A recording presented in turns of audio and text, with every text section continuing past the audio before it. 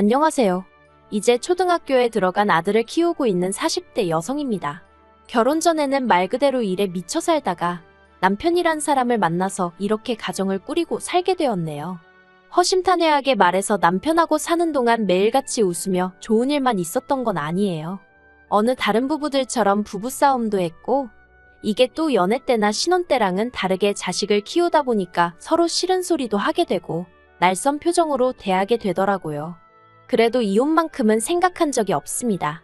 아무리 다투고 싸우더라도 원초적인 이유는 남편이나 저나 같이 잘 살고 싶어서 그런 거라고 믿었으니까요. 하지만 아무리 제가 마음을 다잡고 생각을 고쳐먹으면 뭐하나요? 남편이나 어머님이나 돈에 있어서는 개념이 없는 건지, 염치가 없는 건지, 정말이지 처음부터 제가 막말로 생난리라도 쳤으면 지금은 좀 달랐을까요? 남편과는 20대의 끝자락에 친구 소개로 만났습니다. 옆구리 시리다는 겨울에 만나서 약 1년간 즐겁게 연애했어요. 그러다 남편이 먼저 프로포즈를 해왔는데 저도 그때는 눈에 뵈는 거 없이 남편이란 사람이 너무 좋아서 그 프로포즈를 받아들였답니다. 당시 남편은 인쇄소를 다니고 있었는데 월급도 200남짓에 솔직히 지금 생각하면 비전이랄 게 없었네요. 하지만 친정부모님이 경제적인 이유로 결혼을 반대하셨을 때 사람이 돈이 전부가 아니라는 헛소리를 짓거리며 결혼을 시켜달라고 졸랐어요. 그리고 그나마 다행이라고 해야 할지 남편이 사람이 성실하긴 했거든요. 오죽하면 인쇄소 사장님까지 나서서 남편만큼 착실하고 믿음직한 사람을 본 적이 없다며 자기가 보장하겠다고 나서주실 정도였으니까요. 그리고 그렇게 우여곡절 끝에 결혼을 허락받고 남편하고 식을 올렸는데 충격적인 사실을 알게 되었습니다. 남편이 시댁에서 해주신 돈이라며 들고 온 4천만 원이 실은 시부모님께 빌린 돈이었다는 걸요. 은행이자보다는 싸게 받겠다 하시면서 빌려주셨답니다. 그리고 그 사실을 알게 된 저는 그러면 진작에 말을 하지 그랬냐고 좀 투덜댔는데 그런 제 반응에 남편이 자존심이라도 상했던 건지 한다는 소리가 앞으로 자기가 벌어서 갚을 거니 자기가 모은 돈이라고 생각하라는 정말이지 말도 안 되는 소리를 하대요. 어이가 없어서 그러면 나랑 사는 동안 먹고 쓰는 돈은 어디서 가져올 거냐니까 그건 또 얼렁뚱땅. 그래도 솔직히 식 올리자마자 이혼한다 소리를 어떻게 하겠어요. 그냥 시댁에서 도움 하나도 안 받고 대출로 시작했다고 생각하자고 그렇게 나름대로 스스로 위로했지요. 친정부모님은 이런 속사정은 모르고 결혼자금으로 1억이나 보태주셨는데 솔직히 결혼 초에는 그게 얼마나 감사한 일인지 잘 몰랐어요. 시댁이야 형편이 우리 집만큼 넉넉지 않아서 그렇지 제 주변 친구들이나 인터넷에서 사람들이 하는 말만 봐도 집을 받았느니 차를 받았느니 해대니까 저도 그냥 제가 평범한 줄 알았습니다. 그런데 시댁에 다달이 150씩 갚아보니까 친정부모님이 얼마나 큰 도움을 주신 건지 점차 뼈저리게 알게 되었네요. 그래도 남편이랑 그럭저럭 사이도 나쁘지 않았고 다른 건 몰라도 남편이 저희 친정아버지한테 싹싹하게 잘하더라고요. 자기 쉬는 날 친정아버지 사무실로 찾아가서 장인어른한테 점심 얻어먹으러 왔다는 너스레도 떨고 또 저희 남편은 운동이라면 질색팔색을 하는데 저희 아버지가 산에 다니시는 걸 무척 좋아하시거든요. 그러니까 그걸 일요일 아침마다 꾸역꾸역 따라가대요. 그러니 솔직히 미운 구석이 많긴 했어도 또 한편으론 고마운 마음도 있었어요. 그러다 재작년 가을쯤인가 남편이 일하던 인쇄소가 문을 닫게 되었습니다. 남편은 평생 일이라곤 인쇄소에서 배운 게 전부였다 보니 어쩔 줄을 몰라 하더라고요. 그리고는 다른 집 가장들처럼 대리라던가 배달이라던가 소위 진입장벽이 낮은 일부터 손떼기 시작했어요. 그런데 솔직히 대리고 배달이고 요새 속된 말로 돈을 뭐 날로 버는 일이 있기나 한가요?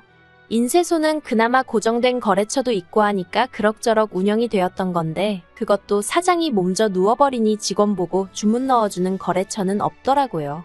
그리고 남편은 남편대로 한번 살아보겠다고 이일저일 부딪히다가 한 달 정도 지나니까 뭐랄까 자포자기한 듯한 눈치였달까요.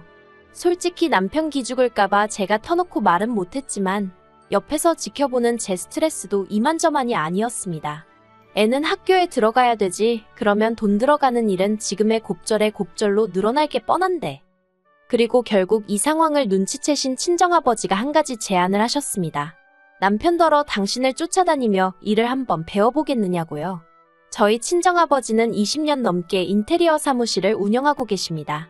저도 아버지 사무실에서 도배며 뭐며 자빌부터 배우다가 지금은 주로 사무실에서 손님들 의뢰받고 견적 내고 그런 일을 하고 있어요. 그리고 친정아버지께서는 어차피 제가 물려받을 사무실이니 이참에 사위인 제 남편도 배워두면 나중에 도움이 되지 않겠나 생각하신 것 같더라고요. 그리고 다행이라고 해야 할지 남편도 흔쾌히 좋다 하며 바로 이튿날부터 저희 친정아버지 회사로 출근하기 시작했습니다. 길다면 길고 짧다면 짧은 몇 주 동안 처져있던 남편의 모습을 보다가 모처럼 의욕이 넘치는 모습을 보고 있으니 저도 덩달아 기분이 좋더라고요. 그리고 남편은 자기 특유의 성실성과 착실함으로 친정아버지가 알려주는 크고 작은 기술부터 노하우라고 해야 할지 모든 걸 하나씩 차근차근히 배워갔습니다. 다만 문제는 저도 같이 사는 동안 어느 정도 느끼고는 있었지만 집이 아닌 사무실에서 남편을 지켜본 결과 남편은 스스로에 대한 자신감이 엄청난 사람이더라고요. 그래서 막말로 자기가 맡은 일이나 똑바로 하면 되지, 잘났다고 다른 기술자분들이 해놓은 일을 굳이 들여다보고는 아는 척을 해대기 일쑤였습니다. 이렇게 하면 비뚤어지지 않냐? 이렇게 하면 단선될 것 같다. 처음에는 같이 일하는 기술자분들 모두 그런 남편의 모습을 귀엽게 봐주셨어요. 좀 배웠다고 까부는 것 좀 보라면서요. 그런데 이게 하루 이틀이 아니라 거의 매일같이 반복되니까 솔직히 잔소리 듣기 좋아하는 사람이 세상 천지에 어디 있겠어요? 하물며 하룻강아지가 법무서운 줄 모른다고 기어오르는 꼴이었으니 결국 기존에 일하시던 기술자분들이 같이 일을 한 해 못 한 해 소리가 나올 지경이었습니다. 경력이 1, 2년도 아니고 중에는 저희 아버지보다도 오래 하신 분도 계셨으니 한마디로 남편이 미움을 사고도 남을 만한 상황이었지요. 제가 중재를 하는 것도 정도가 있었고요. 그래서 결국 친정아버지가 남편을 불러 호되게 한 말씀 하신 눈치였습니다. 친정아버지가 저더러 서운해하지 말라며 귀뜸해 주시기를 사업이라는 게 나 하나만 잘나서 되는 게 아니고 같이 일하는 사람들 기분도 헤아려주고 또 그 사람들이 하는 일을 존중해주고 그래야지. 그래야 모든 게 제대로 굴러가는 법이다. 솔직히 어떻게 보면 기본 중에 기본인 이야기인데 남편도 사회생활을 1, 2년 한 게 아니었는데 그런 소리를 들었으니 기분이 좋진 않았을 거예요. 하지만 이런 일이고 어쨌든 자기가 배우는 입장에서 와이프로서 이렇게 말하면 냉정하다 하시겠지만 저리 싫으면 중이 떠나야지 별 수 있나요? 친정아버지와의 독대 이후로 남편은 눈에 띄게 말수가 줄었고 행동도 조심하는 눈치였습니다. 그런데 정말이지 앞에선 그래놓고 뒤로 제 뒤통수를 칠 줄은 몰랐네요. 남편이 일을 시작한 지 1년쯤 되었던 시기였어요. 시부모님이 살던 집을 팔아서 더 큰 평수의 전세로 들어가신다는 거예요. 솔직히 두 분이 사시는데 굳이 자가를 정리하고 전세로 그것도 큰 평수로 뭐하러 이사를 하시나 하는 생각은 들었지만 제가 보태드릴 것도 아니니 별말은 안 하고 그러시냐 했습니다. 그런데 그 큰 평수가 자그만치 50평이란 이야기를 들었을 땐 정말 깜짝 놀랐어요. 서울도 아니고 40년 된 아파트라서 전세가가 낮다고는 했지만 그래도 좀 말이 안 된다는 느낌이었지요. 게다가 시부모님은 아파트가 너무 오래되었다면서 리모델링 이야기를 꺼내셨습니다. 마침 당신 아들이 그쪽에서 일을 하니 너무 잘 되었다면서요. 정확히 말하자면 어머님 아버님의 사돈인 저희 아버지가 그쪽에서 일을 하시는 거고 어머님 아들은 그저 배우며 월급까지 받아가는 중이라고 정정해드리고 싶은 마음이 굴뚝 같았지만 그 또한 굳이 말은 하지 않았네요. 아무튼 그래서 얼결에 시부모님이 이사하실 집 견적을 내드리게 되었는데 평수가 평수다 보니 아무리 싸게 먹여도 4천은 거뜬히 넘더라고요. 그래서 제가 4천이라고 하니까 어머님이 너무 비싸다며 난색을 표하셨습니다. 아무리 그래도 그렇지 시부모를 상대로 장사를 하려드냐고요. 막말로 제가 어머님 떨어 저희 아버지 사무실에다 의뢰를 하시라 한 것도 아닌데 굳이 저희한테 의뢰를 하셔놓곤 남겨먹네 어쩌네 말씀을 하시니 어이가 없대요. 그래서 제가 어머님 떨어 그러면 다른 곳들도 가보시고 견적도 내보시라 했어요. 직접 비교해보시고 그래도 굳이 저희한테 하셔야겠으면 그때 얘기해달라고요. 그런데 저희 어머님도 성격이 특이하신 건지 죽어도 다른 데에다 견적은 안 내보시는 겁니다.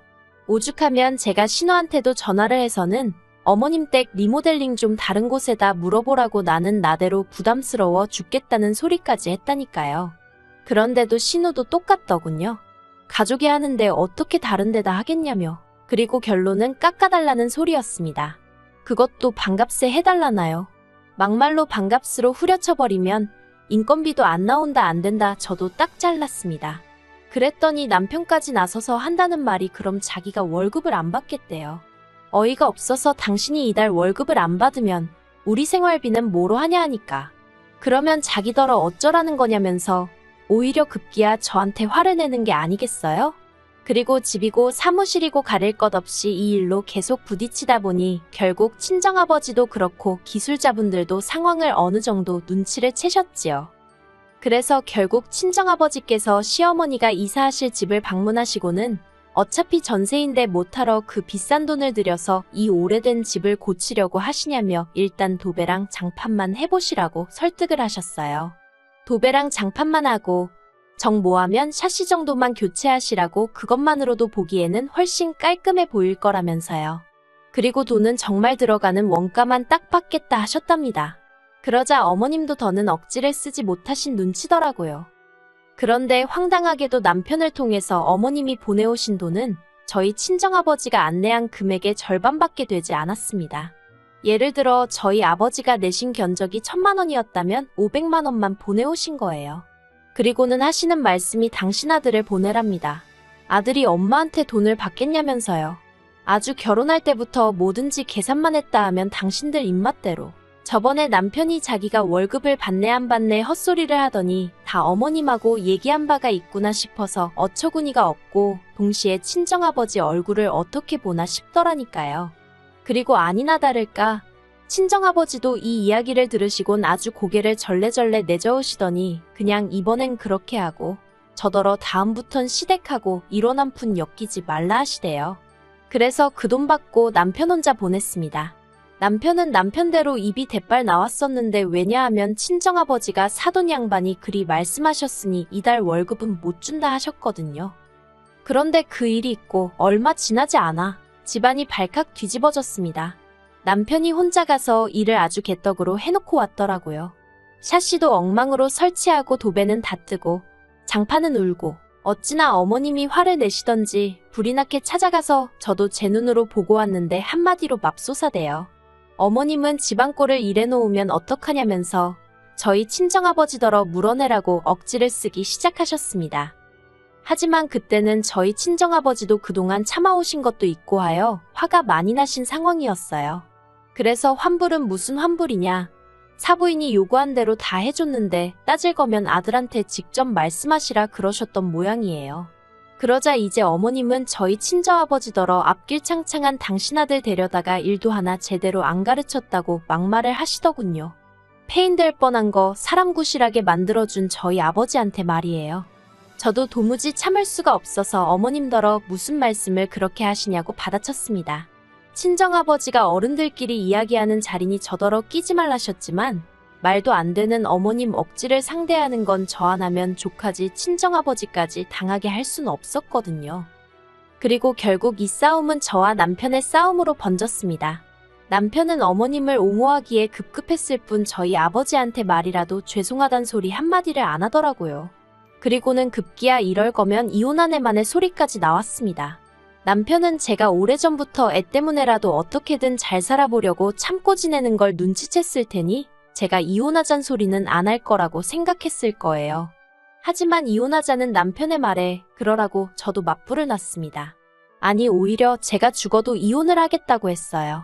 막말로 번듯한 친정 있고 제가 능력이 없는 것도 아니었는데 애 하나 키우면서 못 살겠나 싶더라고요. 그런데 정말 어이가 없었던 건요. 남편이 저랑 이혼한 이후로도 밖에서는 마치 자기가 저희 아버지랑 일하는 것처럼 자기 스스로를 전문 인테리어 업자라고 소개하고 다녔다는 사실이에요. 저희 아버지 회사 이름을 팔면서 말이에요. 이혼까지 한마당에 그 꼴을 두고 볼 수는 없었습니다. 막말로 일이나 잘했으면 모르지만 일도 개판을 쳐놓은 건지 아무 상관도 없는 저희 아버지 사무실까지 쫓아오는 사람들도 여럿이었거든요. 그래서 남편을 명예훼손 및 개인정보 도용 그리고 그 밖에 여러 가지 이유로 고소했습니다. 지금 진행 중이에요. 애를 보고 있으면 엄마니까 당연히 미안해요. 가끔은 내가 중간에서 뭔가 놓친 게 있던 건 아닐까 하는 후회 아닌 후회도 되고요. 하지만 어쩌겠어요. 참고 살았다면 결국 제가 제 스트레스를 견디지 못하고 어떻게 되어버렸을지도 모르겠다 싶은걸요. 그리고 다행이라고 해야 할지, 남편이 빠져나간 이후로 다시 아버지 사무실에는 생기가 돈다고 해야 할지, 같이 일하던 분들 모두 손발이 잘 맞으니 업무도 잘 돌아가고 덕분에 손님도 늘어나더라니까요. 인생은 새옹지마라더니 막상 이혼하기로 한 이후로 솔직히 어디다 말은 못했지만 이런저런 걱정이 많았는데 이렇게 하루하루 잘 지내는 제 자신을 보면 놀랍기도 합니다. 앞으로 남편과 남은 문제 하루빨리 해결하고 지금보다 더 잘 지낼 수 있으면 좋겠다는 바람뿐이에요.